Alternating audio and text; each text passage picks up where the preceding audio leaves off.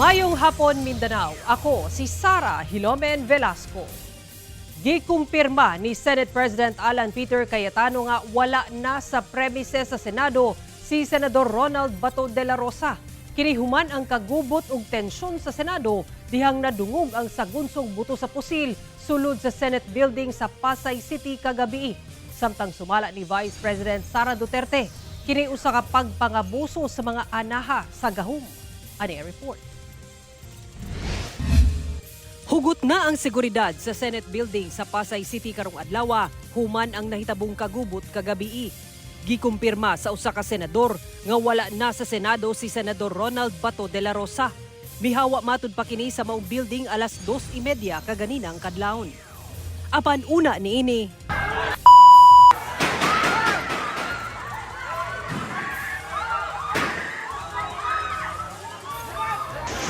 una mag alas 8 kagabi, nadungog ang sunod-sunod nga buto sa pusil sa second floor sa Senate building sa Pasay City.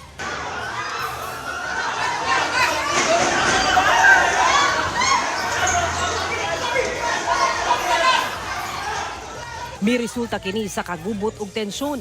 Nahitabo kana human gianunsyo ni Acting Senate Sergeant at Arms, retired Police Major General Mau Aplasca nga dunay arestuhon. We're going to arrest somebody.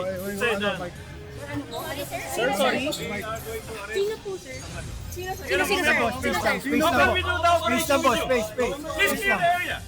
Iyahay ug panawagan ang mga senador sa ilang FB pages kalabot sa tensyon sa Senado. So, again, no, kung sino nakikinig from the government, this is the Senate of the Philippines. We are allegedly under attack. Hindi tama itong nangyayari kung nais nilang nakipid si Senator Bato, hindi nila dapat ipinsala ang institusyon ng Senado, ang building ng Senado at ang mga senador.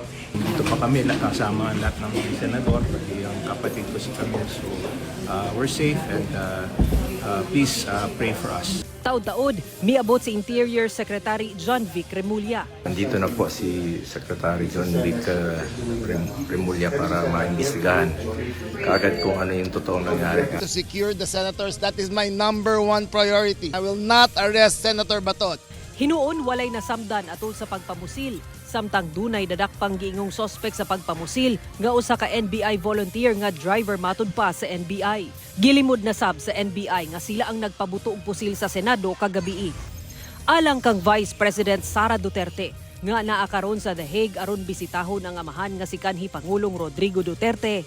What you are witnessing sa bayan natin is grave abuse of power.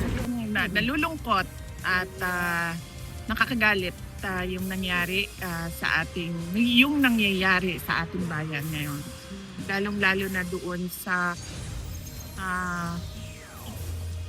pagpapakita ng disrespect sa institusyon ng Senado. Nagtuo ang bise nga dunay paglapa sa katungod ni Senador De La Rosa tungod sumala sa bise.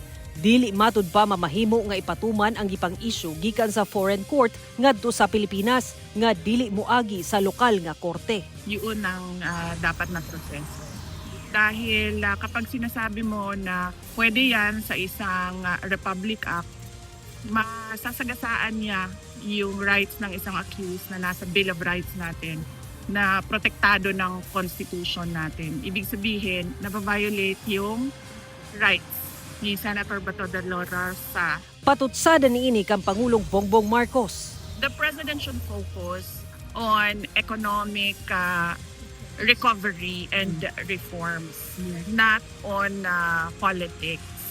So what we are seeing now is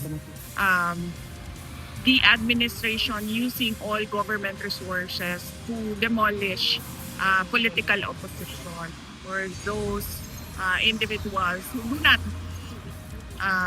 follow or agree or support BBM. Magulo ang ating bayan na hindi naman sana. Nagkakagulo lang tayo dahil kay BBM.